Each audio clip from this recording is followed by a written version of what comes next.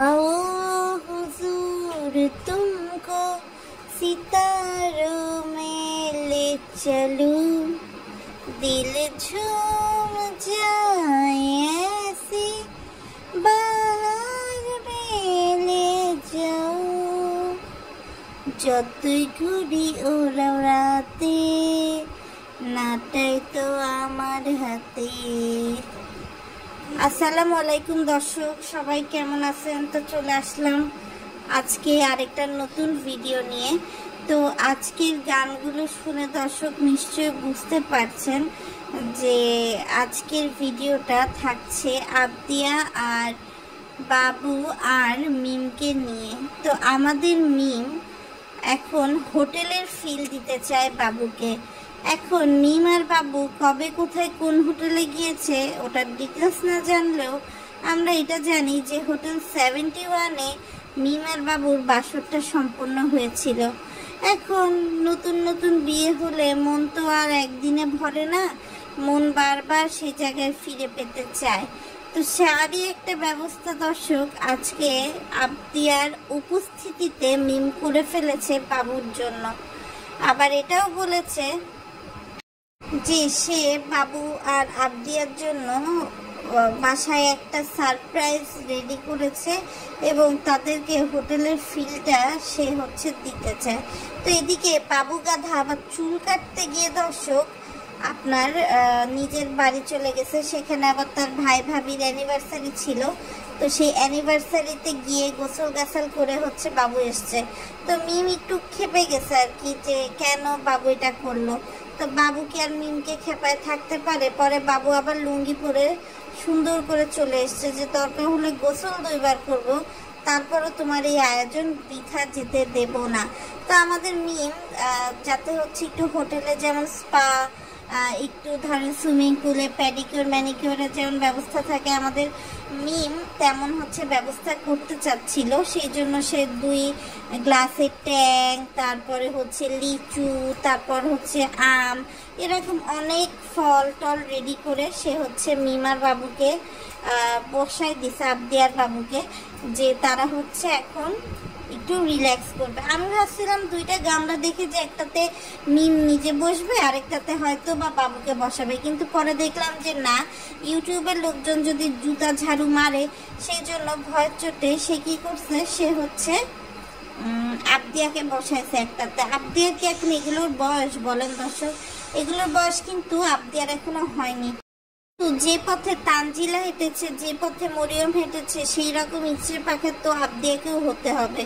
সেই জন্য মিম কিন্তু এই বয়সে আবদিয়াকে অনেক বেশি পাকিয়ে ফেলছে, যেটা আসলে পাকার বয়স এখনো আবদিয়ার হয়নি। তো যাই হোক দর্শক, এখন বিষয়টা যেটা হয়েছে, আমাদের সাবিনার 2 মেয়ে নাকি অসুস্থ। সকালে একজন অসুস্থ, তো বিকালে একজন অসুস্থ। এখন আমরা জানি যে দুধের শিশুরা কিন্তু মায়ের উপর অনেক বেশি ডিপেন্ডেন্ট হয়। মরিয়ম তো অনেক ধামড়া একটা মেয়ে, সে কিন্তু তার মার উপর অতটা বেশি ডিপেন্ডেন্ট না। কিন্তু ভিডিওতে দেখলাম যে মান্নাত তাকে তার দাদির কোলে দিয়ে দিয়ে আপনার সাবিনা কিন্তু মানে মরিয়মকেই কাছে টানছে যে আসো তুমি আমার বুকের মধ্যে মাথা রাখো। অত ছোট মান্নাতকে তার দাদির করে দিয়ে গেছে, যে কিনা জ্বরে ভুগছে। তো আমাদের সাবিনার মনে হয়েছে যে তার যে ছোট বাচ্চাটা, তার উপর হয়তো বা কারোর বদনজর পড়ছে, যে কারণে সেই বাচ্চাটা বেশি অসুস্থ। তো এই জন্য সে বাচ্চাটার উপর দোয়া ফুকার জন্য আপনার হুজুরের কাছে নিয়ে আসছে।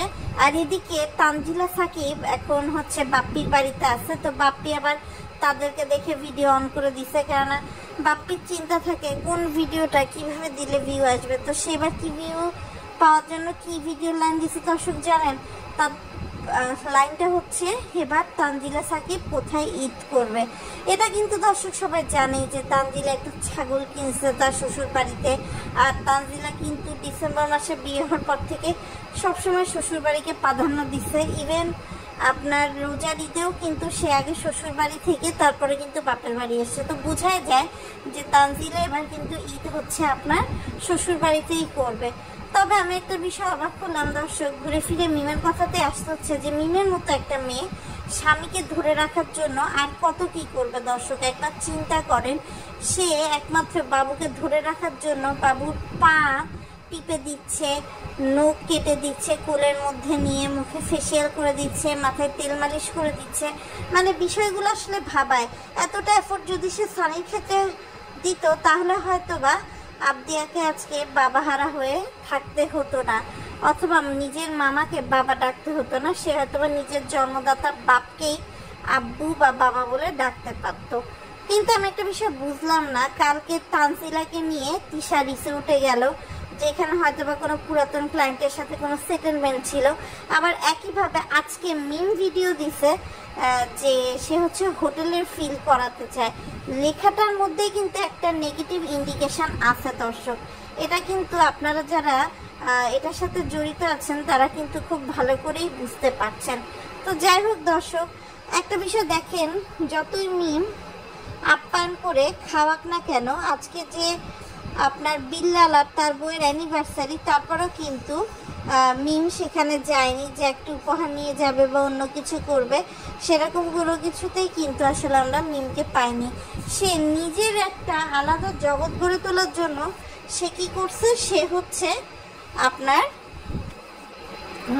এইরকম হোটেলের স্পার মতো করে বাড়িতেই একটা ব্যবস্থা করে ফেলছে। তো আমাদের খুকিয়াপা কোরবানির পশু কিনে ফেলছে এবং সেই কোরবানির পশু নিয়ে অনেক ভোগান্তি পোহাতে হয়েছে খুকিয়াপাকে। তো যাই হোক, শেষমেশ অবশেষে খুকিয়াপা গরু নিয়ে আসছে, যে গরু থেকে খুকিয়াপার শ্বশুর, খুকিয়াপা, শাহিন সবাই হচ্ছে কোরবানি দেবে। তো যাই হোক দর্শক, এই হচ্ছে মোটামুটি ব্যাপারী পরিবারের সবার অবস্থা। আর এদিকে আমাদের বাবুর বোন শারমিন, সে আছে আলাদা একটা অবস্থানে। তো বেহায়া শারমিন বলে তার জামাইয়ের নাকি তার সাথে দেখা করতে আসার কথা, কিন্তু সে নাকি কয়দিন ধরে তার জামাইয়ের সাথে দেখা করতে পারছে না। অথচ তার বস্তি জামাই কামরাঙ্গীর জব থেকে প্রত্যেকদিন ভিডিও দিচ্ছে যে তার বিয়ের ডেট নিয়ে তার বাপ কি বললো, তার মা কি বললো, তার চোদ্দ গোষ্ঠী কি বললো। অর্থাৎ দর্শক, এখন আসলে সবাই ভিউ বাণিজ্যেই জড়িত। তবে একটা বিষয় আমি বুঝলাম না, যে মিমার বাবু যে এখন এই সময় এসে চুলার দাড়ি কাটছে অথবা হচ্ছে আপনার নখ কাটছে, এটা কি আসলে এই টাইমটা প্রপার আছে কি না? যদি তারা কোরবানি দেয় তাহলে এই সময় তো কেউই আসলে চুল বা নখ কাটতে পারে না। সেক্ষেত্রে কিভাবে মিম জিনিসটা মেনটেন করবে? নাকি মিম একটা মুসলমান পরিবারের মেয়ে হয়েও জিনিসগুলো জানে না? এটাও কিন্তু দর্শক একটা বোঝার বিষয় আছে। তো যাই হোক দর্শক, আপনারাও এখানে আছেন, আমিও এখানে আছি। সময় হলে একে একে সবই জানতে পারবো, সবই দেখতে পারবো। তো সবাই ভালো থাকবেন। আজকের মতো ভিডিওটা এখানেই শেষ করছি। আপনাদের মূল্যবান মতামত কিন্তু আমাদেরকে কমেন্টের মাধ্যমে জানিয়ে দিবেন।